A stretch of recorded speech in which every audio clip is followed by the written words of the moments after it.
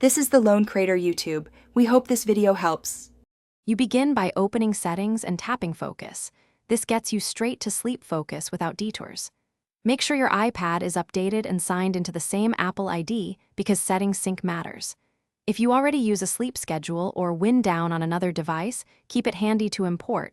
Otherwise, create a simple schedule now. Tap the Sleep Focus tile to start. This first action establishes what notifications are silenced and when, so choose times thoughtfully. Once done with the initial tile, configure the core options. Set the active schedule or use smart activation so Sleep Focus turns on automatically. Choose which apps and contacts are allowed. This ensures important calls still come through while other alerts stay quiet. Make use of custom home/lock screen pages to reduce distractions. Link them to this focus. Finally, enable dimmed lock screen and notification summary options because visual quietness reinforces the quieter notification behavior you just defined. To finish, enable share across devices if you want the same sleep focus on your other Apple devices. This keeps behavior consistent. Test it manually.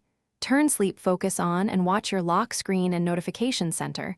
Make sure silenced apps behave as expected. If something goes wrong, try the key troubleshooting step. Toggle sleep focus off and on, then restart the iPad. If problems persist, remove and re-add an allowed app or recreate the schedule. This resets automations without losing your core settings. Thanks for watching. Consider subscribing if we helped you.